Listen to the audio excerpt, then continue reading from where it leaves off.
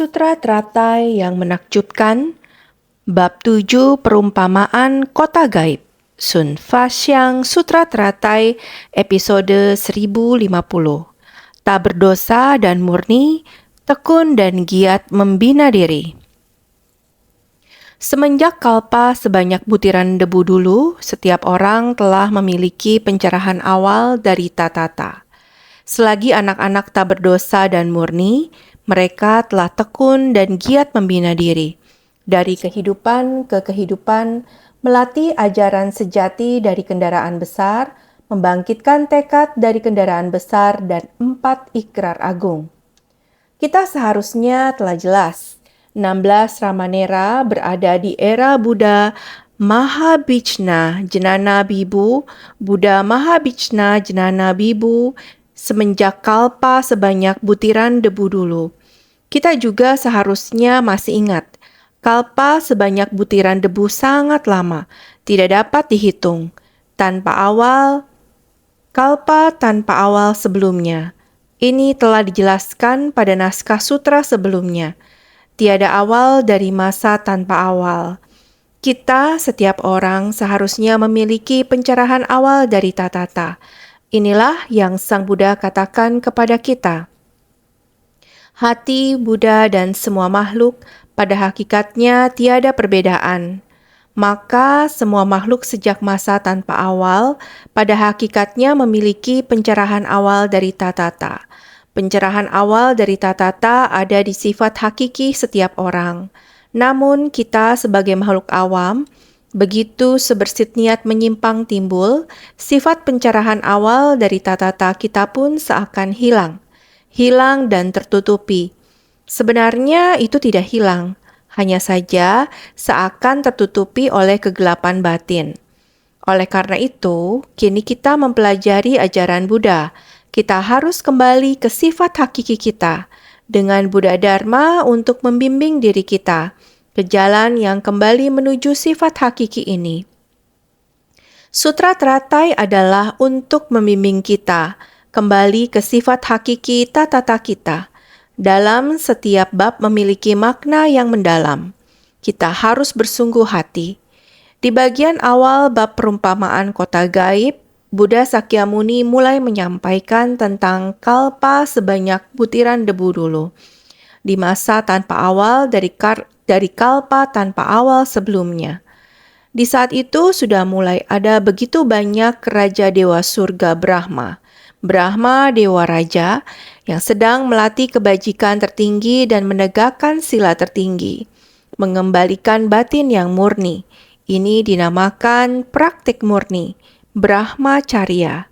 Praktik murni atau Brahmacharya ini lahir di surga Brahma. Jadi, Buddha adalah Buddha Mahabhijna Jnana Bibu ketika pertama kali duduk di Bodhimanda mencapai penerangan sempurna. Para Raja Dewa Surga Brahma datang dari 10 penjuru. Raja Dewa Surga Brahma dari setiap penjuru telah tiba. Mereka begitu bermartabat, menaburkan bunga di sepanjang jalan. 5 juta koti Raja Dewa Surga Brahma yang tidak terhitung jumlahnya.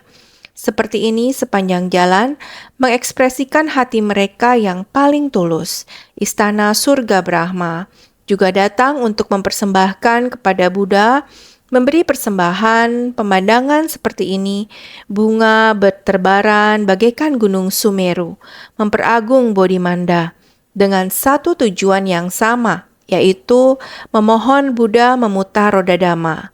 Buddha Mahabhijna Jnana Bibu harus menunggu sebab dan kondisi matang.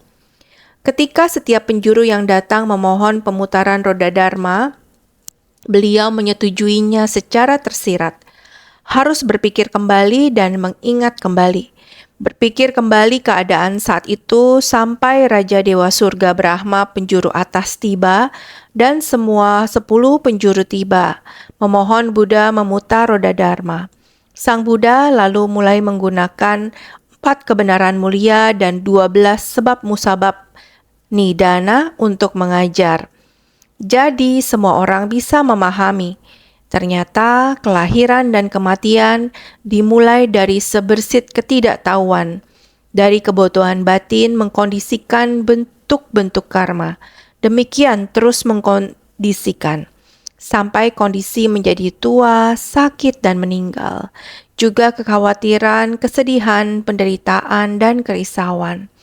Dengan demikian, mulai tak hentinya bertumimbal lahir, menciptakan ketidaktahuan dan kekuatan karma di luar kendali diri sehingga mengalami penderitaan dalam kehidupan.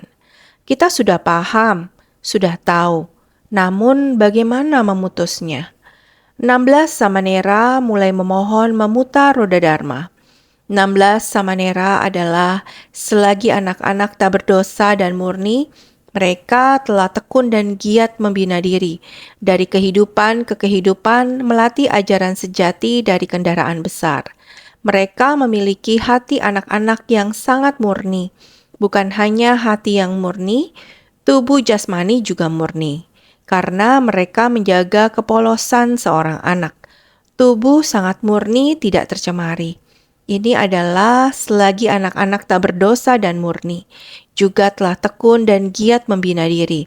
Karena Buddha Mahabhijna Jnana Bibu dari masa kalpa sebelum masa tanpa awal, tentu saja masa sebelum masa tanpa awal tersebut, sudah ada Buddha muncul ke dunia. Jadi selalu ada anak-anak tak berdosa dari masa sebelum masa tanpa awal. Mereka sudah mulai menaati sila dalam melatih diri dari masa kalpa yang tidak terhingga. Ketika Buddha memunculkan wujud di dunia, masing-masing di tempat pencerahan mereka, sama juga menerima ajaran dan melatih diri. Mereka mampu menjaga kepolosan yang murni anak-anak sebagai hakikat pencerahan tatata, pikiran tak berdosa dan murni dari anak-anak. Seperti demikian terus menjaga tekun dan giat, sudah dari kehidupan ke kehidupan, melatih diri dengan tekun dan giat seperti ini. Praktik yang mereka latih semuanya adalah ajaran sejati dari kendaraan besar, membangkitkan tekad kendaraan besar. Mereka sudah menerima ajaran sejati dari kendaraan besar. Jadi dari kehidupan ke kehidupan, sudah membangkitkan tekad kendaraan besar. Bahkan dari kehidupan ke kehidupan telah membangun 4 ikrar agung. Ini adalah semenjak masa kalpa sebanyak butiran debu dulu, telah memiliki pencerahan awal dari tatata, terus mempertahankan seperti anak tak berdosa dan murni, melatih diri dengan tekun dan giat. Seperti demikian menunjukkan wujud dari kehidupan ke kehidupan, melatih ajaran sejati dari kendaraan besar. Ajaran kendaraan besar adalah menapaki jalan bodhisattva, kekuatan dari ikrar agung. Ikrar agung ini, semua Buddha memiliki ajaran yang sama. 4 ikrar agung, 4 sifat luhur, Cattwari Aparamanani. Ini adalah ikrar umum para Buddha. Setiap Buddha memiliki 4 ikrar agung yang sama, dan 4 sifat luhur. Selain ikrar bersifat umum, setiap Buddha memiliki ikrar bersifat khusus. Maka dikatakan kapasitas dari 16 pangeran sangat besar. Maka kita hendaknya bersungguh hati dalam memahami ajaran Buddha sejak masa tanpa awal. Kita semua orang memiliki hakikat yang sama. Hanya saja batin kita telah tercemar. Jangan meremehkan anak kecil. Tidak mengerti masalah dunia. Sebenarnya anak kecil juga bisa memasuki jalan pencerahan dan memiliki kualitas pelatihan yang sangat tinggi. 100 tahun setelah Buddha memasuki kemoksaan, di zaman kerajaan India kuno, ada zaman yang dinamakan dinasti Maurya. Pada zaman dinasti Maurya, di mana Raja Asoka menguasai hampir seluruh India. Pada saat itu, dia, Raja Asoka, sangat melindungi dan menjunjung ajaran Buddha, menjunjung pelindung Dharma, memberi persembahan kepada anggota Sangha. Beliau sangat menghormati ajaran Buddha dan juga anggota Sangha.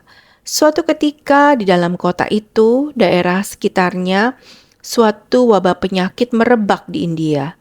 yaitu penyakit menular terjangkit dari daerah sekitarnya.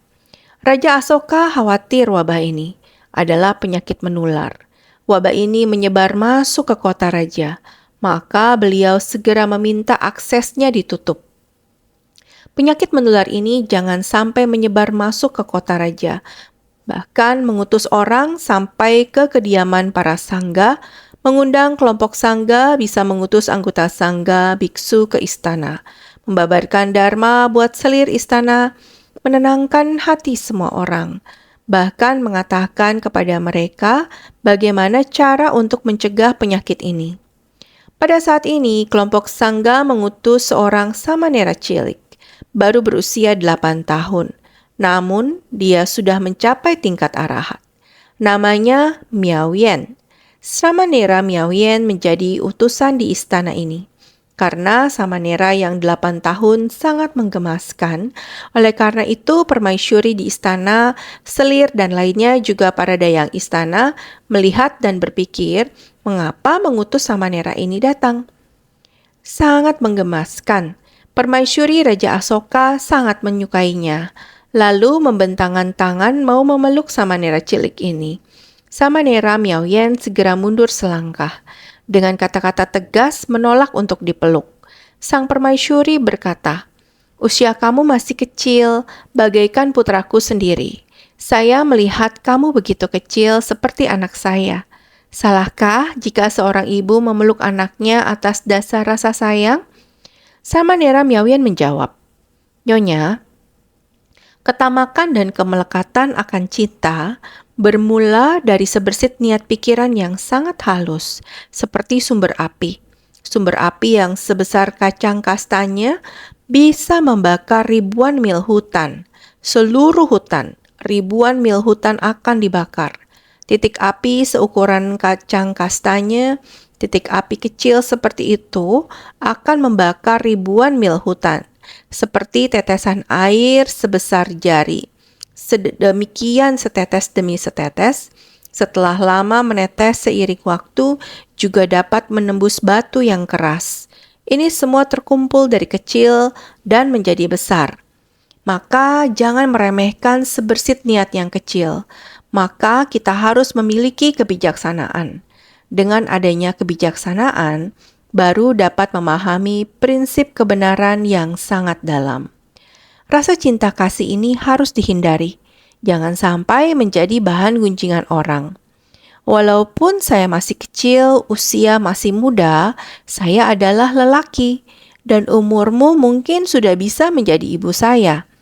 Tapi tetap harus dihindari. Kasih sayang yang kecil, apapun kasih sayangnya, memiliki keterikatan cinta. Adalah cinta yang tercemar. Seperti titik api yang kecil itu akan berkembang menjadi kemelekatan dan keinginan besar akan cinta. Karena Samanera Miao Yen berbicara dengan nada yang benar dan tegas, kata-kata yang sangat serius, semakin berbicara semakin keras suaranya. Suaranya sampai terdengar di aula utama. Raja Asoka yang sedang berada di aula utama mendengar suara yang begitu jelas dan jernih, lalu bertanya kepada pelayannya, "Sebenarnya di belakang istana sedang membabarkan dharma apa? Suaranya begitu jelas dan jernih." Pelayannya berkata, "Samanera Miao Yen sudah memasuki istana." Setelah Raja Asoka mendengarnya, lalu bergegas menuju ke belakang istana. Melihat permaisurinya berada di sana dengan Samanera Miao Yen. Tampaknya terlibat dalam sedikit argumen. Yang satu bersikeras mau memeluk, sementara yang satu berbicara dengan nada benar dan tegas. Raja Asoka bergegas masuk ke belakang istana dan bertanya, "Apa yang terjadi? Mengapa kamu begitu gelisah dan berbicara dengan nada tegas dan serius? Sebenarnya apa yang terjadi?" Samanera Miao Yen kembali berkata dari awal, "Kasih sayang seperti ini harus dihindari. Jangan membuat orang curiga. Ini adalah tindakan pencegahan. Dalam hal apapun kita harus waspada, seperti penyakit. Sebuah penyakit kecil dapat mewabah dan menular kepada banyak orang. Ini juga membutuhkan pencegahan. Pencegahan harus dilakukan pada sumber infeksi terkecil. Ini seperti kasih sayang di antara sesama yang dimulai oleh sedikit nafsu dapat menjadi bagaikan titik api yang membakar hutan, seperti tetesan air yang menembus bebatuan. Demikianlah dia mengulanginya sekali lagi. Namun Raja Asoka berkata, "Tetapi permaisuri sudah berumur. Ini hanyalah cinta kasih ibu dan anak. Apakah demikian juga tidak boleh?" Sramanera mengulangi lagi dan berkata, "Semua bermula dari sebersit niat pikiran yang kecil. Jika berpikir tidak berbahaya. Oleh karena itu, kita kekurangan tindakan pencegahan. Berpikir tidak berbahaya, maka merasa tidak perlu dicegah, sehingga menjadi terlalu santai. Maka sangat mudah menimbulkan banyak permasalahan." Sramanera Miaoyen berkata lagi, "Di masa Sang Buddha ada aturan sila demikian. Untuk membantu para murid jangan melanggar aturan sila, begitu kita melanggar sila, berbagai penyakit akan timbul. Untuk mencegah penyakit seperti itu, jadi harus sangat berhati-hati untuk mencegahnya. Ini seperti tata krama di dunia. Anak perempuan berusia di atas 7 tahun tidak boleh dipeluk oleh ayah mereka, tidak boleh bermain di ruang kerja ayah. Jika anak laki-laki berusia di atas 8 tahun, tidak boleh duduk di tempat tidur ibu. Ini adalah aturan, terutama lagi seperti di bawah pohon buah yang rimbun menghasilkan banyak buah. Tidak boleh di tempat tersebut merapikan penutup atas kepala kita, yaitu topi. Tidak boleh di bawah pohon buah rimbun merapikan penutup atas kepala. Jika kita berada di ladang labu, tidak boleh membungkuk untuk mengikat tali sepatu, untuk menghindari timbulnya kecurigaan orang. Karena jika kita berada di bawah pohon yang penuh dengan buah, membuka topi kita, bisa dicurigai apakah kita sedang bersiap mencuri buah-buahan ini, kemudian menyimpannya di dalam topi. Jadi, jika berada di bawah pohon yang penuh buah, tidak boleh merapikan, memperbaiki posisi penutup atas kepala. Penutup atas kepala adalah topi. Di ladang labu, kita tidak boleh membungkuk. Harus menghindari orang mengatakan, "Kalian ingin mencuri labu." Bahkan aturan demikian harus ditegakkan. Ini adalah sila, aturan, dan tata krama. Ini untuk mencegah timbulnya kecurigaan dan penyakit. Inilah yang dikatakan Sramanera Miaoyen. Ini adalah kebijaksanaan Samanera yang demikian adanya. Dikarenakan Samanera Miaoyen mengatakan lagi, "Saya telah terbebas dari noda batin seperti bunga teratai yang muncul dari lumpur. Bunga teratai yang muncul dari lumpur tanpa ternodai. Sehingga saya berkilau dan bening. Saya tidak takut pikiran saya tercemar, seperti bunga teratai yang muncul dari lumpur. Namun Nyonya, perasaan sayang Anda bagaikan perasaan sayang seorang ibu terhadap anak, namun terhadap makhluk awam yang belum melenyapkan 3 racun. Tindakan demikian mudah membangkitkan noda batin dan kegelapan batin. Jadi saya tidak ingin dipeluk oleh Anda, walaupun saya tidak akan tercemar. Namun, makhluk awam yang masih memiliki kegelapan batin, jika tindakan Anda demikian bisa mencemari makhluk awam yang memiliki kegelapan batin." Mendengar ini, Raja Asoka sangat tersentuh, dan permaisuri juga sangat malu. Bertobat langsung di tempat tersebut. Bertobat di hadapan Sramanera cilik tersebut. Pada saat yang sama, semakin menghormati ajaran Buddha. Ini kejadian 100 tahun setelah Buddha parinirwana. Saat itu masih sangat disiplin menjalankan sila. Bahkan seorang Samanera cilik memiliki kualitas pelatihan diri seperti ini. Coba pikirkan, tidak berdosa dan murni. Sebenarnya ini adalah disebabkan sudah terbina sejak masa kalpa sebanyak butiran debu dulu, sehingga mampu berpikiran dewasa di usia semuda ini. Mampu menyerap ajaran Buddha ke dalam batin dan menjaga sila dengan baik. Raja Asoka tahu bahwa di luar kota terjadi wabah penyakit menular. Demi mencegah penyebaran, beliau tahu harus menutup akses perjalanan, sehingga mengundang sangga membabarkan dharma di istana, agar semua orang tahu tentang penyakit ini. Tak disangka Samanera cilik yang diundangnya tidak hanya menenangkan batin orang-orang, tapi juga membimbing semua orang untuk mengendalikan sumber penyakit di dalam batin. Ini adalah masa Raja Asoka. Selagi anak-anak tak berdosa dan murni, tekun dan giat bersemangat membina diri. Samanera seperti ini giat melatih ajaran kendaraan besar selama kehidupannya dan membangkitkan tekad kendaraan besar, juga membangkitkan 4 ikrar agung. Para makhluk yang jumlahnya tak terhingga bertekad menyelamatkan mereka semua. Bahkan anak yang begitu muda dapat melakukannya. Jadi kita harus bersungguh hati dalam mempelajari Dharma Buddha. Naskah atau sutra sebelumnya telah mengatakan, mereka telah memberikan persembahan kepada miliaran koti Buddha, menjalankan praktik murni secara murni dan mencari Anuttara Samyak Sambodhi. Sutra Teratai Bab 7, Bab Perumpamaan Kota Gaib. Mereka adalah 16 Samanera. Mereka telah memberikan persembahan kepada miliaran koti Buddha, menjalankan praktek murni secara murni. Jelaslah bahwa pada masa kalpa sebesar butiran debu sebelumnya, sebelum masa tanpa awal, mereka sudah mulai melatih diri. Ini menggambarkan 16 Samanera dan proses pelatihan diri mereka. Di dalam prosesnya, mereka menjalani pelatihan diri. Pada masa Buddha Mahabhijna Jenana Bibu, mereka masih kecil ketika mereka meninggalkan kehidupan berkeluarga untuk melatih diri. Jadi mereka juga demikian memohon Buddha memutar roda Dharma. Jadi mereka serempak berkata kepada Buddha, "Bagawan," memohon Buddha untuk membabarkan Dharma. Mereka serempak berkata kepada Buddha, "Bagawan," para Sravaka dengan kebajikan besar yang berjumlah puluhan juta koti tidak terhingga ini, semuanya telah memperoleh pencapaian. Bagawan juga hendaknya kepada kami sekalian membabarkan ajaran Anuttara Samyak Sambodhi. Sutra Teratai Bab 7, Bab Perumpamaan Kota Gaib. Dharma yang dimohon anak-anak ini adalah metode pembinaan diri untuk pencerahan sempurna yang tiada tara. Anuttara Samyak Sambodhi.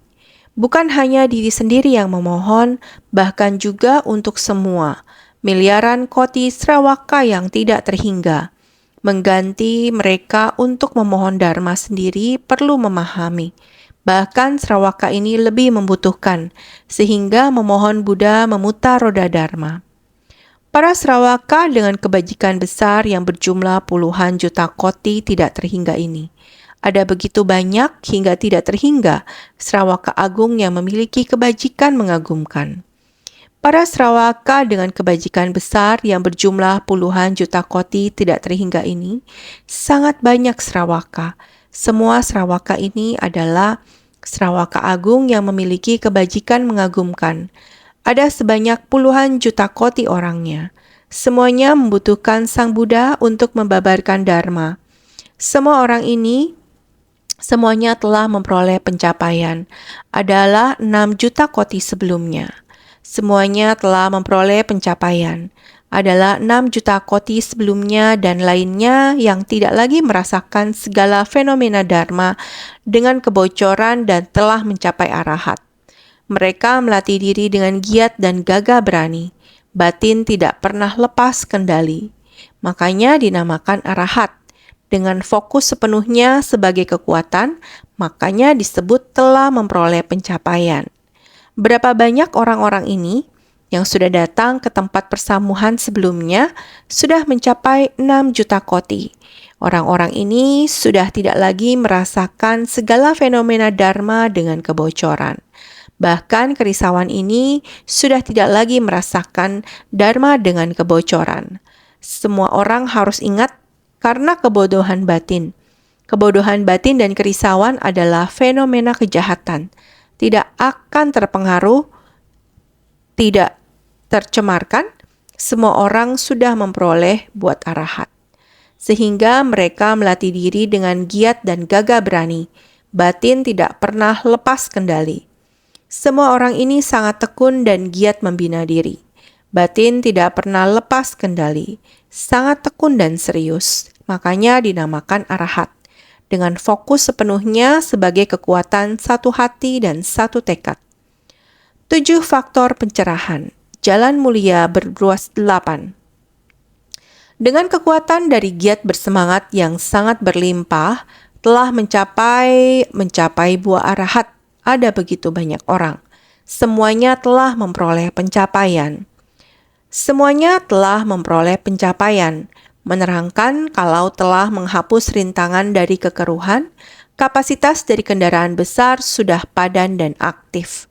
Pahala kebajikan dari kendaraan besar pada semua putra sudah sempurna. Kemudian menaruh iba pada para Srawaka yang belum mencapai pamungkas. Makanya kembali memohon agar diungkapkan. Ini mengartikan telah menghapus rintangan dari kekeruhan. Ini menunjukkan kepada kita persamuhan Buddha Mahabhijna Jnana Bibu, Srawaka berjumlah 6 juta koti yang tidak terhingga. Setelah mendengarkan Dharma Buddha Mahabhijna Jnana Bibu, semuanya telah menghilangkan ketidaktahuan sepenuhnya. Ketidaktahuan hilang dan tidak merasakan fenomena kejahatan. Secara alami, rintangan dari kekeruhan pun akan hilang. Segala rintangan kita, semua tercipta dari kebodohan batin kita. Kita baru bisa seringkali dihadapkan oleh banyak rintangan. Orang di dunia sering berkata, dari 10 kasus yang dihadapi dalam hidup ini, biasanya ada 8-9 kasus yang tidak berkenan.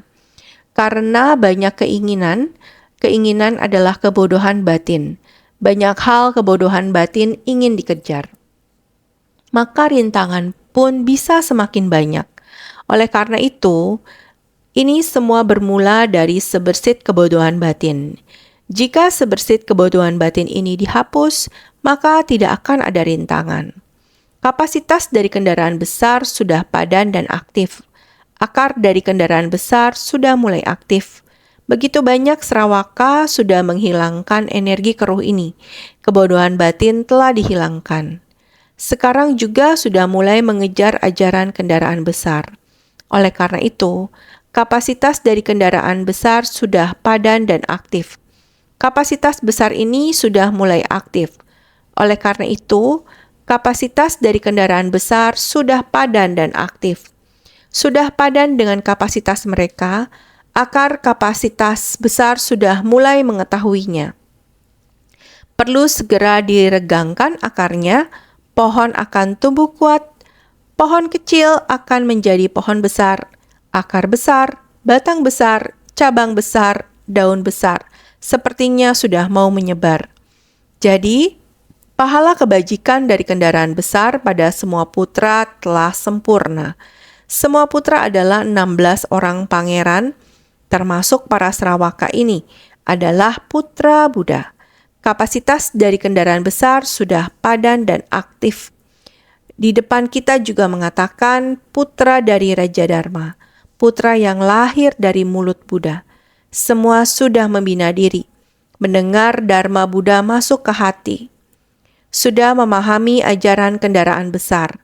Sekarang telah mulai menggerakkan hati mereka, jadi pantas disebut putra. Jadi semua putra termasuk 16 orang pangeran, mereka adalah pahala kebajikan dari kendaraan besar sudah sempurna, membangkitkan tekad kendaraan besar ini. Pahala kebajikan ini semestinya sangat berlimpah.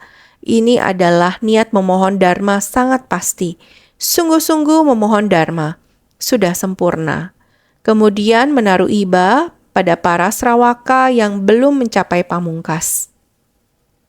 16 pangeran ini sendiri sangat bersungguh-sungguh. Sekali lagi menyatakan iba. Para Srawaka ini masih belum mencapai yang pamungkas.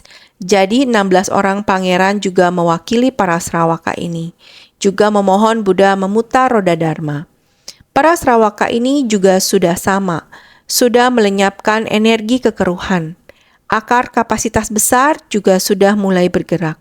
Ditambah lagi dengan permohonan Dharma dari 16 orang pangeran.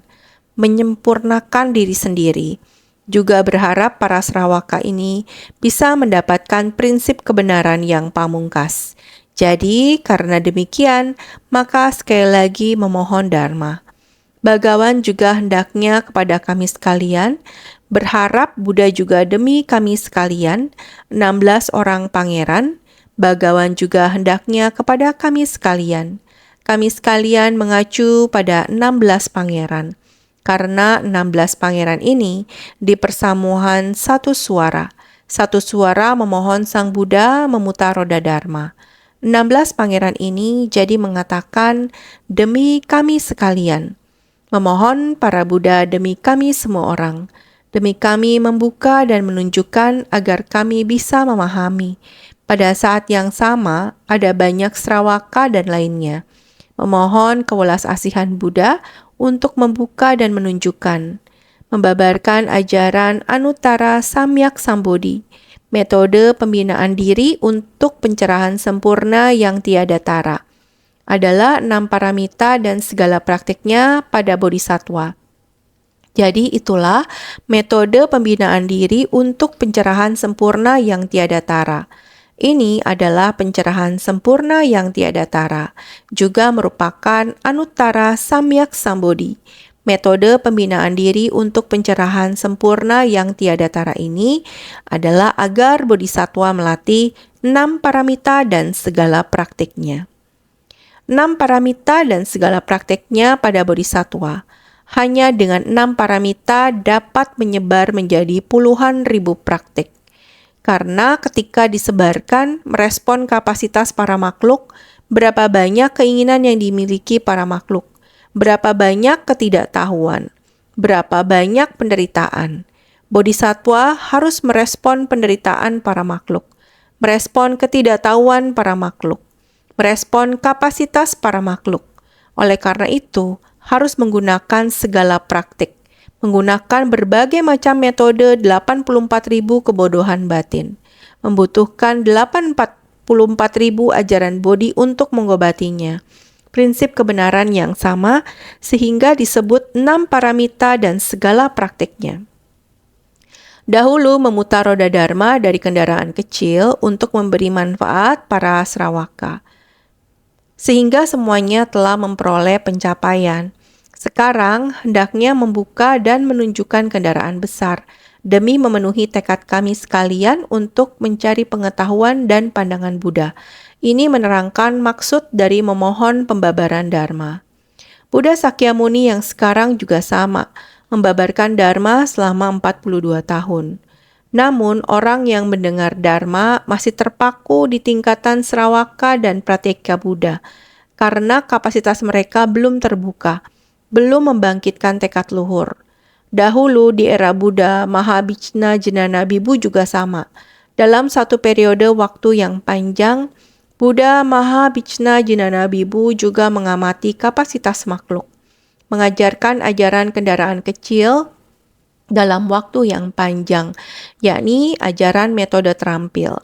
Juga sama memberi manfaat bagi orang yang memiliki akar dan kapasitas kecil.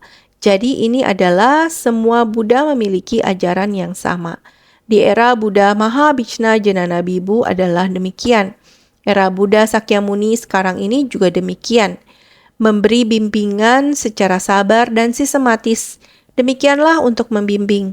42 tahun kemudian di saat ini, Buddha Sakyamuni mulai mengajarkan Dharma Agung. Sutra Teratai adalah ajaran yang mulai dibabarkan Buddha. Setelah 42 tahun kemudian juga sama demikian.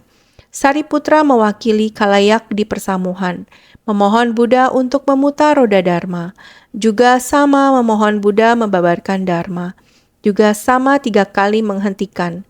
Pada zaman Buddha Mahabhijna Jenana Bibu merupakan Dewa Brahma dari 10 penjuru datang memohon Dharma.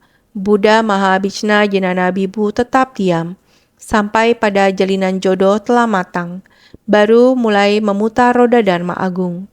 Samanera kembali memohon Buddha untuk memutar roda Dharma. Demikian adanya persamuhan dari Buddha masa lampau dan Buddha masa sekarang. Semuanya sangat mirip, kurang lebih dengan metode yang sama. sehingga dinamakan semua Buddha memiliki ajaran yang sama. Demikian terus mengakumulasi sehingga ajaran yang semua orang dengar telah mulai memahami. Semuanya telah memperoleh pencapaian. Pencapaian bagaimana? Mencapai kapasitas kendaraan besar. Sehingga sekarang hendaknya membuka dan menunjukkan kendaraan besar. Demi memenuhi tekad kami sekalian untuk mencari pengetahuan dan pandangan Buddha. Berharap Buddha, semua orang ini semuanya telah matang kapasitasnya. Sekarang Bhagawan seharusnya demi kita semua mulai membuka dan menunjukkan. Semua orang demi memenuhi tekad untuk mencari pengetahuan dan pandangan Buddha. Apakah seharusnya Bhagawan Buddha dapat memahami? Dapat memahami yang disampaikan, memberi petunjuk akan ajaran ini, sehingga menerangkan maksud dari memohon pembabaran Dharma. Ini menandakan semua orang sangat tekun, menerangkan, menunjukkan niat kepada Buddha Mahabhijna Jnana Bibu. Bukan hanya kapasitas 16 pangeran telah matang, termasuk para makhluk di tempat yang tiada terhitung, 6 juta koti. Para makhluk ini, setiap orang dengan tekad yang sama, memohon pengetahuan dan pandangan Buddha. Ini menandakan tekad hati dari semua orang. Buddha Sakyamuni mulai dari seorang Sariputra yang menunjukkan niat semua orang. Buddha Mahabhijna Jnana Bibu merupakan perwakilan dari 16 pangeran untuk menunjukkan niat semua orang. Semua orang bersedia menerima ajaran kendaraan besar. Naskah sutra bagian ini, jika kita semua dapat memahami, batin kita bisa kembali pada masa tanpa awal. Kita setiap orang memiliki sifat hakiki kebudaan. Setiap orang memiliki batin yang murni dan tidak berdosa seperti anak kecil. Ini perlu adanya niat pikiran yang murni dan polos. Kita harus terus giat menekuni pada masa kehidupan lampau. Kita juga demikian pernah mendengarkan Dharma. Hanya saja kita tidak fokus, bermalas-malasan. Kita bermalas-malasan, kita tidak fokus. Ajaran tidak baik yang kita terima. Mengikuti kondisi lingkungan yang keruh di dunia, kita menciptakan banyak kegelapan batin, menutupi batin murni dan jernih seperti anak kecil. Sifat hakiki yang murni yaitu tatata. Walaupun dulu kita pernah mendengarkan Dharma, tetapi kegelapan batin dari niat pikiran diterima pada kondisi dunia yang keruh dengan ajaran yang tidak baik. Menuntun kita ke langkah yang salah, yang dilakukan, yang terakumulasi, yang diulang, begitu banyak kegelapan batin. Kita seharusnya kembali baik-baik mengembangkitkan tekad kendaraan besar, 4 ikrar agung untuk menyelamatkan para makhluk secara luas. Bukan tidak bisa dilakukan. Tetesan air dapat menembus batu. Api yang kecil dapat membakar area hutan yang luas. Prinsip kebenaran yang sama, begitu muncul api kegelapan batin, akan membakar sampai ribuan mil. Harus dengan batin yang kokoh. Walaupun tetesan air dapat menembus batu, jadi bukan tidak mungkin, asalkan kita semua orang senantiasa lebih bersungguh hati.